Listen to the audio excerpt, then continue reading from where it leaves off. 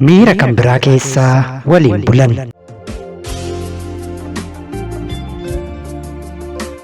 Qormaata jireenyaa kutaa 15ffaa. Akkam jirtuu hordoftoota koo, nageenyi koo kabajaaf jaalalaa lafa isin jirtanitti isin haa dhaqqabu. Kanneen chaanaalii kanaaf haaraa taatan sabiskiraayib godhaa, yaada qabdanis koomentii jalatti naaf barreessaa. Seenessi kun yoo isinitti tole immoo laayikii tuqaa hiriyoota keessaniifis sheer gochuun na jajjabeessa. Kanneen seenessa qormaata jireenyaa kanaan kutaalee darban hin dhaggeeffanne YouTube chaanalii Mulugeetaa Official jedhu kana jala seentanii dhaggeeffachuu ni dandeessu.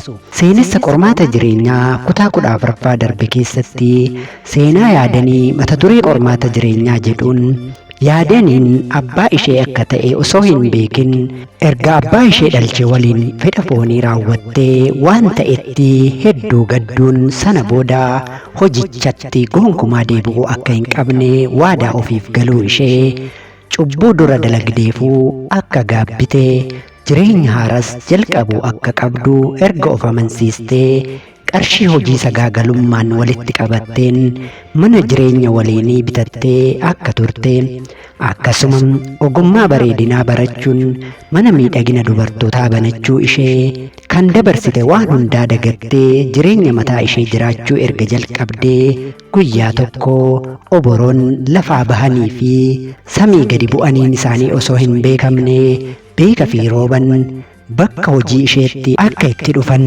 yaadaniinis waan argite kanaan hedduu rifattee hollachaa balbala mana hojii ishee akka itti cufattee isin biraan gaheen ture. Guyyaa har'aa immoo kan itti aanu fi kutaa 15ffaa bifa kanaan isiniif qabadhee dhiyaadheen jiraatii hanga dhumaatti dhaggeeffadhaa.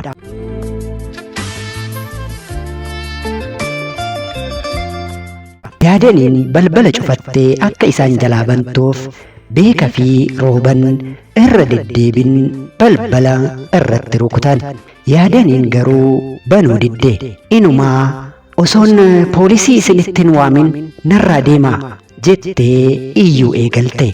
Yaadaniin miira gaarii keessa hin jirtu. Kana hubachuun rooban akkuma ta'etti beekaa amansiisee yeroo isheen tasgabbooftu akka deebi'an itti himee fuudhee deeme. Beekan keessa isaatti yaadaniin dhugaa qabdi. Anatu badii qaba jechuun baay'ee ofitti gadde. Guyyaa sadaffaattis kophaa isaa dhufee osoo yaadaniin isa hin argin mana isheen rifeensa hojjettutti itti ol seene. Yaadaniin akka tasaa yoo garagaltu beekan ol seenee yoo balbala cufuu argite. Beekan yeroo isa argitu ni iyyiti jedhee waan yaadda'eef maaloo yaadii al tokko qofa na dhaggeeffadhu, sana booda siifan deema, daqiiqaa muraasa qofa naaf laadhume, gara kanaadatti deebi'uuf guyyoota muraasa qofatu na hafe, ji'a lamaafan si barbaadaa ture garuu sin dhabe, atis bilbila kee cufattee jirta, qulqullummaa kee immoo rooban natti himee jira. Innis gocha isaatti baay'ee gadde, waan godhettis hedduu gaabbee jira jedhee osoo inni dubbii isaa hin xummirin addaan kuttee gaabbiin isaa maal fayyada? Eenyummaa koo karaa sirrii irraa bade isa kamnaaf qajeelcha? Cubbuu fi badii koo isa kamnaaf sirreessa? Natti himikaa madaa qalbii koo isa kamirraa na fayyisa? Jetteen yaadaniin imimmaaniin godhamtee dubbii isheetu xummuruu dadhabdee mataa gadi qabattee akka nama haadha awwaaletti hirqitee boosse. Dhugaa dubbachuuf yaadaniin vaayirasii HIV'n qabamuu irraa kaasee hanga abbaa ishee waliin sagaagaluutti kan ishee geesse badii rooban ishee irratti raawwateen abdii kutachuu isheeti. Beekanis imimmaan lakkuu roobsaa maaloo dhiifama naaf godhi, yeroo sanatti waanan argee ture sana amanuun narran turre, afaan kee irraa dhugaa jiru dhagahuun qaban ture jedheen gaabbin quba of nyaachaa. Yaadaniinis daqiiqawwaniif erga callisa filattee achiis akkuma yeroo hundaa gootu ofuma isheef of tasgabbeessitee beekii ati balleessaan qabdu, hiree fi carraa kootu akkanatti barreeffame waan ta'eef kanaaf namootaan hanga ammaatti beekuu fi gara fulduraa ittiin wal baru caalaa onnee koo keessaa bakka guddaa kan qabu si qofadha. Si jibbuu fi badii qabeessa si taasisuun immoo anaaf cubbuu natti fakkaata. Garuu beeki amma ka'ii deemi. Kana booda akka na bira hin dhufne jetteen yeroo kana jettuu gadda keessa ishee dhoksuuf akka yaalaa jirtu fuula ishee irraa sirriitti dubbifama. Beekaa jechaa fi dubbiin ishee bitaa itti galee jaalatamtuu koo baay'een si jaaladha. Si'iin alaa waan hundaa na jibbisiisee jira. Ofirraa nan dhiibin maaloo jedheen. Yaadaniinis sin jaaladha ishee jettu yommuu dhageessu dhahannaan onnee ishee akka waan dabaleetti itti dhaga'ame. Qixa sirriin ija isaa ilaaluuf ija hin jabaanne. Ija isaa keessa yoo ilaaltu dur xiqqoo taatee jaalala ijoollummaan ukkaanfattee dabarsitetu isheetti dhufa. Yaadaniin beekaa eenyummaa ishee isa xuraa'aa sanaan ofitti fudhachuu hin barbaanne. Seenaa keessa darbitee fi waan dabarsite hunda yoo itti himte immoo akka ishee jibbuu irra darbees akka inni miidhamu ni beekti.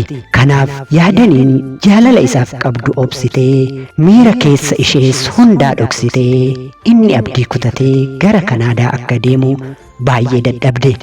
Haa ta'u malee beekan isheen ala nama biraa jaalachuus ta'ee fuudhuu akka hin barbaanne cimsee itti hime. Kanaaf filannoon isheen qabdu osoo hin dhoksin waan keessa darbite itti himuu qofa ture. Kana gochuuf immoo humna akka isheef ta'uuf mana isheetti irbaata affeertee dhugaatii dhuguu eegalte. Eegaa garaan quufe dubbii duubatti hin qabatu fakkaata yaadni ishee. Isheenis kanuma yaaduun dhugaatii dhuguu karoorfatte. Garuu waan isheen yaadde osoo hin taane kan akka hin taane barbaaddutu ta'e. Yaadanii fi beekan halkan sana of eeggannoo tokko malee miira kan biraa keessa waliin bulani. Kutaan itti aanu itti fufa. Egaan kabajamtoota hordoftoota koo seenaa yaadanii mata duree qormaata jireenyaa jedhuun kanan isin biraan gahaa jiru kutaa 15ffaa fi inni har'aa kanuma irratti xumuree jira. Kutaa 16ffaan kan itti fufu ta'a. Hangasitti kanneen chaanaalii kanaaf haaraa taatan sabskiraayib gochuun viidiyoon ani yeroo yeroon gadi dhiisus akka isin bira ga'uuf mallattoo bilbilaa kana oon godhachuu hin dagatinaan dhaamsa koodha. Guyyaa biraa viidiyoo kan biraa qabadhee hangan isiniif deebi'utti lafa jirtanitti nagaan haftaa. Nagaatti.